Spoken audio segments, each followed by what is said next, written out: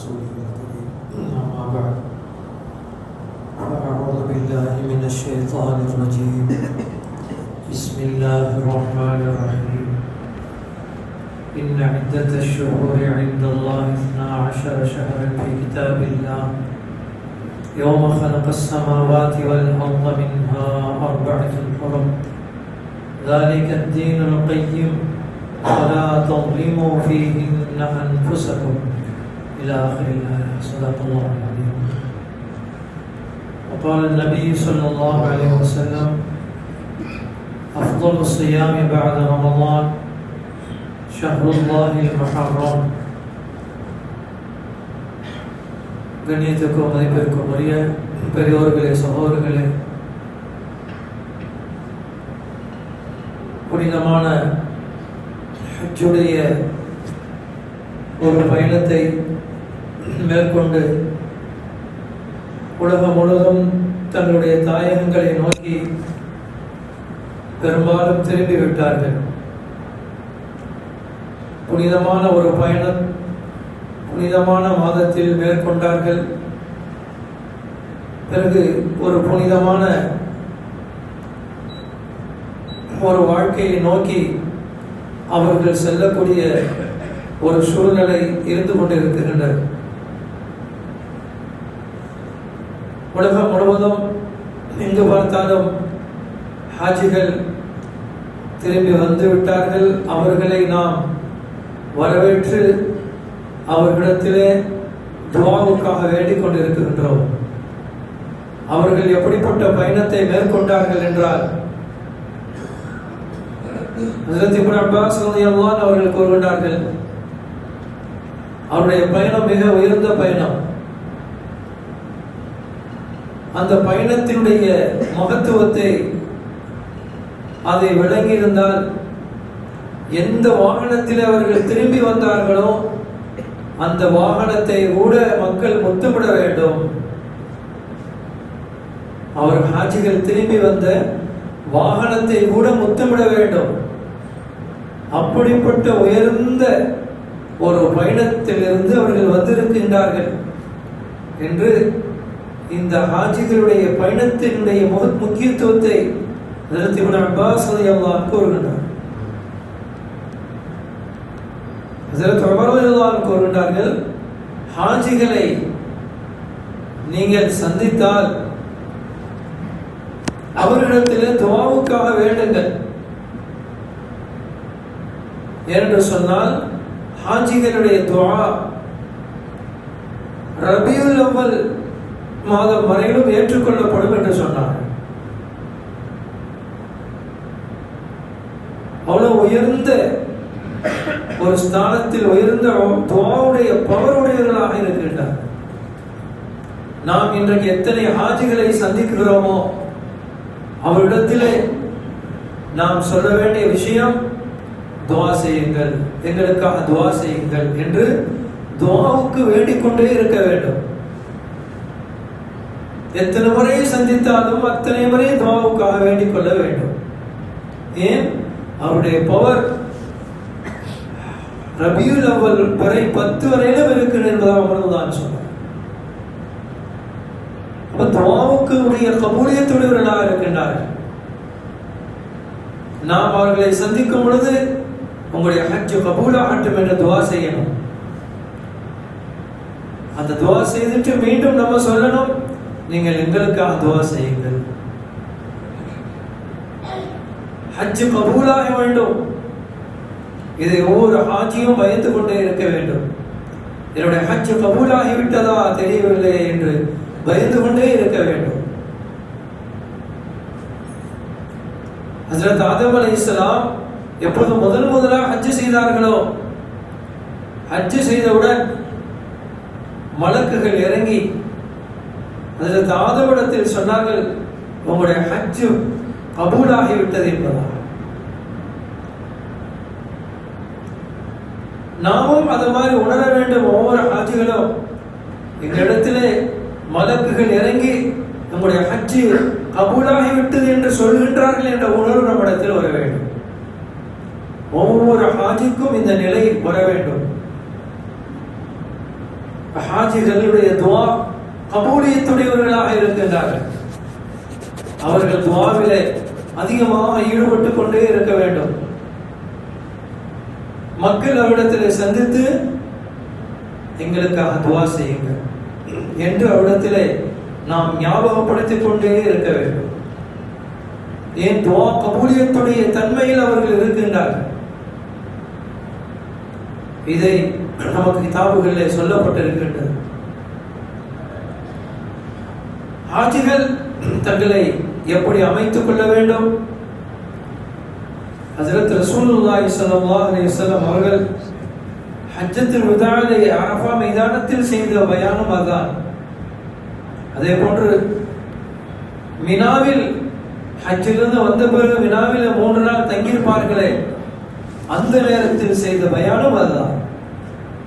சொன்னார்கள், ஹாஜிகளை பார்த்து ரசூலுல்லாஹி ஸல்லல்லாஹு அலைஹி வஸல்லம், நீங்கள் உங்களுடைய ஊர்களுக்கு தாயங்களுக்கு திரும்பி விடுவீர்கள். சென்ற பிறகு நீங்கள் எப்படி இருக்க வேண்டும்? சொன்னார்கள், லா தர்ஜிஉ பஅதி ضلالا, என்னுடைய மௌத்துக்கு பிறகு நீங்கள் வழிகேட்டில் சென்று விடக்கூடாது. வழிகேட்டில் சென்று விடக்கூடாது. ஹாஜிகளுக்கு நபி ஸல்லல்லாஹு அலைஹி வஸல்லம் செய்த உபதேசம். அரஃபாவிலும் இதே பயான் செய்தார்கள், மினாவிலும் இதே பயான் செய்தார்கள், கல்வி எறியக்கூடிய காலகட்டத்திலும் இந்த பயான் செய்தார்கள். உங்களுடைய வாழ்க்கை சரியான தீனில் இருக்க வேண்டும், வழி தவறிவிடக்கூடாது. நாடுகளுக்கு தாயங்களுக்கு திரும்புகிறீர்கள், சூழ்நிலைகள் காலப்போக்கில் மாறிக்கொண்டிருக்கலாம், உலக சூழ்நிலைகள் மாறலாம், நிலைமைகள் மாறலாம். இதிலிருந்து உங்களை நீங்கள் பாதுகாத்துக் கொள்ள வேண்டும், வழி தவறிவிடக்கூடாது என்பதாக நீண்ட உபதேசம் செய்து அனுப்பினார் எல்லா ஹாஜிகளுக்கும். ஹாஜிகள் அந்த உபதேசத்தை எடுத்து தங்களுடைய வாழ்க்கையில தீனிலே ஸ்திரமாக இருக்கணும். தீனை எந்த நிலைமையிலும் விட்டுவிடக்கூடாது. எப்படிப்பட்ட தியாக பூமிக்கு நாம் சென்று வந்து இருக்கின்றோம், எப்படிப்பட்ட அமல்களிலே நாம் ஈடுபடுத்தினோம், ஹஜ்ருல் அஸ்வதை முத்தமிட்டோம் அல்லது செய்கையை காட்டினோம், அந்த செய்கை நேரத்திலே முடித்த பிறகு துஆ செய்தோம், அல்லாஹும்ம ஈமானன் பிக வ தஸ்தீகன் பிகிதாபிக வ வஃபாஅன் பிஅஹ்திக. ஹஜ்ருல் அஸ்வதை பார்த்து சொல்லிக் கொண்டே சென்றோம். என்ன வார்த்தை சொன்னோம்? உன்னை கொண்டு நாங்கள் ஈமான் கொண்டோம், நீ சத்தியம், நீ நாளை மறுமையிலே சிபாரிசு செய்வாய் என்ற விஷயத்தை நாங்கள் நம்பிவிட்டோம். உன்னிடத்தில் எடுத்த உடன்படிக்கை அதை நாங்கள் நினைவுபடுத்துகிறோம் என்ற வார்த்தையை சொன்னோம். ஹாஜிகள் இதை நினைவுபடுத்த வேண்டும்.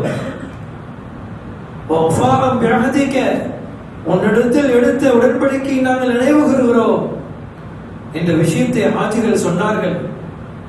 ஹஜ்ருல் அஸ்வதை முத்தமிட்டு சென்ற பிறகு என்ன உடன்படிக்கை? நாம் ஆலமே அர்வாஹில் இருக்கும் பொழுது அல்லாஹ் நம்ம எல்லோரிடத்திலும் கேட்டால் ஒரு வார்த்தை, உங்களுடைய ரப்பு நான் தானே? நாம் எல்லோரும் சொன்னோம், பலா, நீதான் எங்களுடைய ரப்பு என்று சொன்னோம். ஆனால் அதெல்லாம் நமக்கு நினைவு இருக்காது. ஒரு காலத்தில் சொல்லிவிட்டோம், அல்லாஹ்வுக்கு முன்னால அல்லாஹ்விடத்தில் உடன்படிக்கை எடுத்து விட்டோம். அந்த உடன்படிக்கை நாம் எல்லாம் சொன்னோமே, அந்த உடன்படிக்கை அல்லாஹ் தஆலா அத்தனை எழுதி ஹஜ்ருல் அஸ்வதுக்கு பின்னால வச்சிருக்கிறான். ஹஜ்ருல் அஸ்வதுக்கு பின்னால அத்தனை உடன்படிக்கைகளும் பாதுகாக்கப்பட்டு இருக்குது. நீதான் என்னுடைய ரப்பு, நாம் சொன்ன அந்த உடன்படிக்கை அத்தனையும் பாதுகாக்கப்பட்டிருக்கு. அது நம்ம கண்ணுக்கு தெரியாது. அந்த உணர்வோட ஹஜ்ருல் அஸ்வதை முத்தமிடுபவர்களுக்கு அந்த உணர்ச்சி எழும்பும். அந்த உணர்வோடு ஹஜ்ருல் அஸ்வதை பார்த்து கையை நீட்டினோமே, அவர்களுக்கு அந்த நினைவு வரும். ஆகிரத்தில் நாம் சொன்ன விஷயம், நாம் செய்த உடன்படிக்கை அத்தனையும் ஹஜ்ருல் அஸ்வதுக்கு பின்னால் பதியப்பட்டிருக்கு. அதை நினைவுபடுத்தும் அடிப்படையில் தான் உன்னுடைய உடன்படிக்கையை நாங்கள் நிறைவேற்றுவோம், உன்னிடத்தில் எடுத்த உடன்படிக்கை நாங்கள் நிறைவேற்றுவோம் என்று அந்த நினைவு கூறுகிறோம்.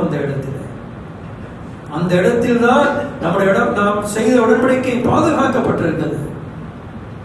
அதை நினைவு கூறிதான் ஒவ்வொரு ஹாஜிகளும் ஹஜர் அஸ்வதை பார்த்து நினைவுபடுத்துகின்றார்கள்.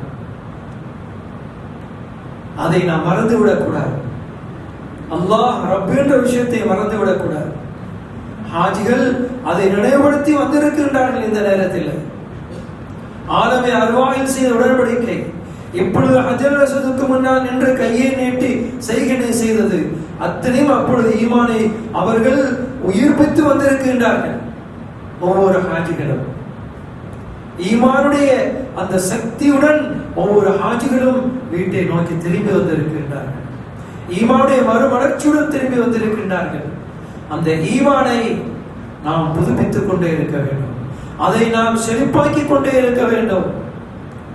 ஈமானுடைய அமல்களிலே ஈடுபட்டுக் கொண்டே இருக்க வேண்டும்.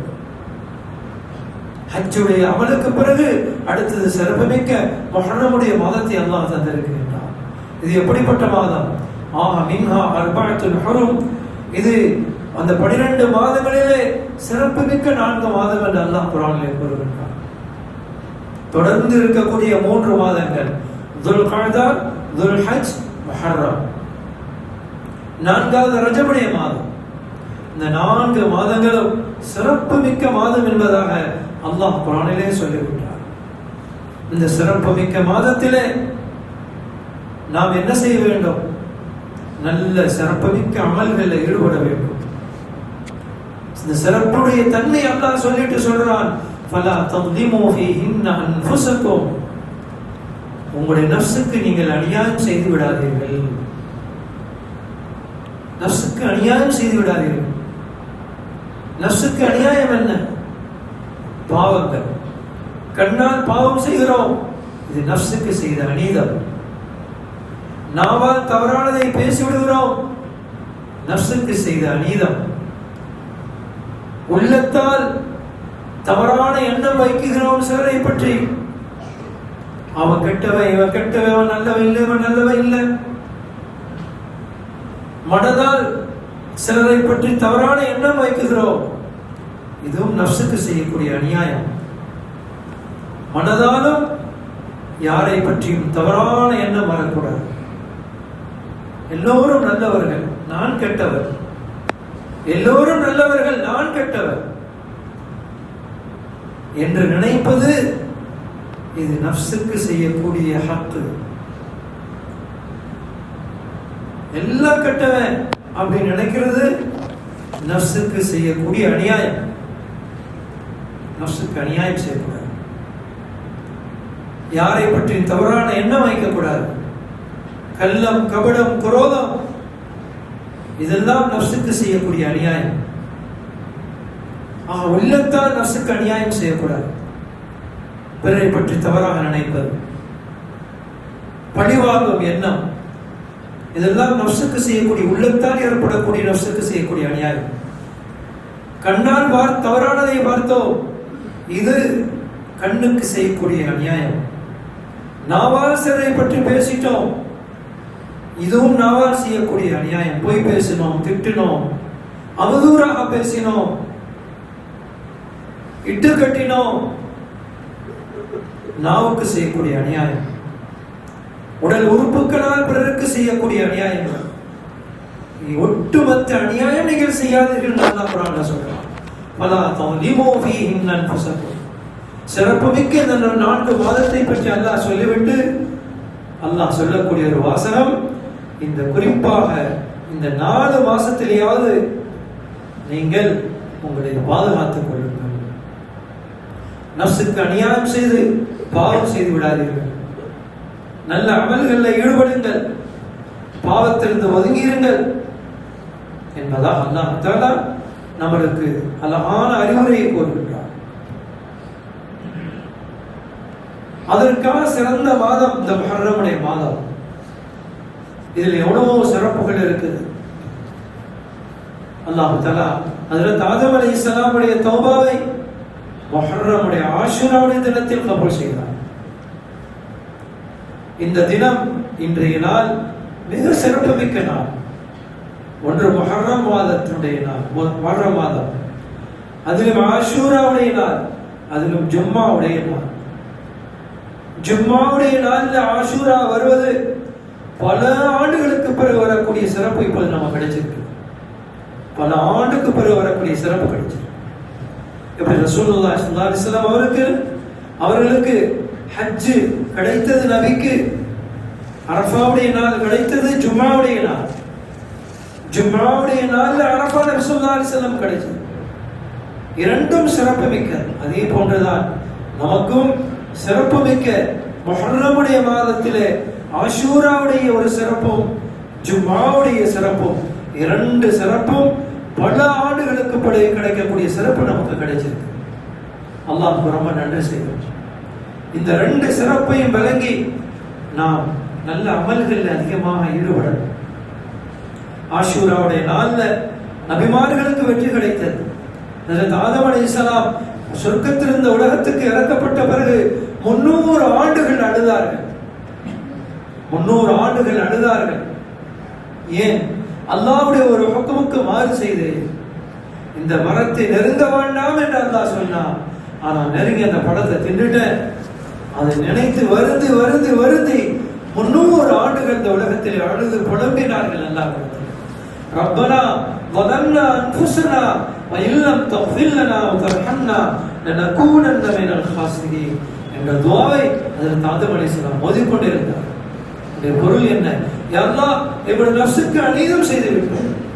நீ சொன்ன ஒரு கட்டளைக்கு நான் மாறு செய்து விட்டேன். என்னுடைய நஃப்ஸுக்கு நான் அநீதம் செய்து விட்டேன். யா அல்லாஹ், என்னை மன்னிச்சிரி அல்லாஹ், மன்னிச்சிரி அல்லாஹ் என்று அல்லாஹ்விடத்தில் அழுது புலம்பி புலம்பி புலம்பின பிறகு அல்லாஹ் தஆலா ஆஷூராவுடைய நாள்ல அல்லாஹ் ஹஜ்ரத் ஆதம் அலைஹிஸ்ஸலாமுடைய தௌபாவை கபூல் செய்தார் என்பதாக வரலாறு கூறுகிறது.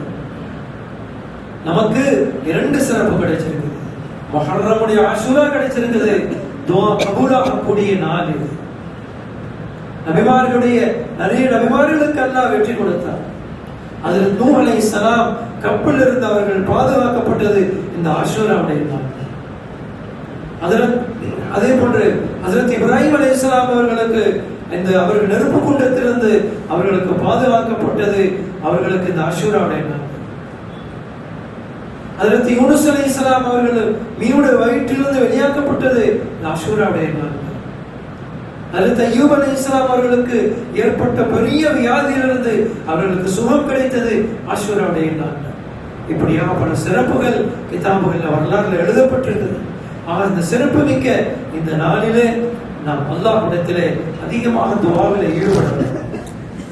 துஆ கபூலாகக்கூடிய நாள் ஜும்மாவுடைய நாளாகவும் இருக்கிறது. மேலும் பல விசேஷங்கள் நமக்கு ஒன்றே கிடைத்த இந்த நாளாக இருக்கு. இதில் நம்முடைய தேவைகளை அல்லாஹ்விடத்திலே முறையிடணும், அழுது புலம்பணும். நம்முடைய தேவைகள், நம்முடைய குடும்பத்துடைய தேவைகள், நம்முடைய ஊருடைய தேவைகள், நம்முடைய நாட்டுடைய தேவைகள் அத்தனையும் அல்லாஹ்விடத்திலே சொல்லி சொல்லி சொல்லி கேட்டுக்கொண்டே இருப்போம் என்று சொன்னால் அல்லாஹ் நம்முடைய துஆவை கபூல் செய்வார். எப்படி நபிமார்களுக்கு நீ துஆவை கபூல் செய்தாயோ, அவருடைய தௌபாவை ஏற்றுக்கொண்டாயோ இந்த தினத்திலே, அதே போன்று யா அல்லாஹ் எங்களுடைய தௌபாவை ஏற்றுக்கொள். அவர்களுக்கு எப்படி வெற்றி கொடுத்தாயோ அதே போன்று எங்களுக்கும் வெற்றி கொடு யா அல்லாஹ் என்பதாக அல்லாஹ்விடத்திலே அந்த நிகழ்ச்சிகளை சொல்லி சொல்லி துஆ செய்யும் போது அல்லாஹ் இறக்கப்பட்டு நம்முடைய துஆவை கபூல் செய்வார். நம்முடைய கஷ்டங்களை தீர்ப்பார். நம்முடைய துயரங்களை அல்லாஹ் தீர்ப்பார். நம்பிக்கையுடன் அல்லாஹ்விடத்திலே துஆ செய்வோம். நம்பிக்கையுடன் எந்த அளவுக்கு துஆ செய்வோமோ அல்லாஹ் நிச்சயம் கபூல் செய்வார். துஆ கபூலாகக்கூடிய நாள் நேரம். நேரத்தை வீணாக்கி விடக்கூடாது. அதே போன்று இந்த நாள்ல வந்த விஷயம், ஹதீஸ்ல வந்த விஷயம் ரெண்டு விஷயம். ஒன்று ஆஷூராவுடைய நாள்ல நோன்பு பிடிக்கிறது. இதனுடைய என்ன சிறப்பு? சென்ற ஒரு ஆண்டுடைய பாவம் மன்னிக்கப்படும் என்பதாக ஹதீஸ்ல வந்திருக்கு. சென்ற ஒரு ஆண்டுடைய பாவம் மன்னிக்கப்பட்டது. இவ்வளவு பெரிய பாக்கியம். இன்றைய நாள்ல நோன்பு பிடிப்பதற்கு இவ்வளவு சிறப்பு இருக்கு. அதே மாதிரி அடுத்து இன்று நாள் செய்யக்கூடியது நம்முடைய குடும்பத்தினர்களுக்கு விசாலமாக செலவு செய்வது.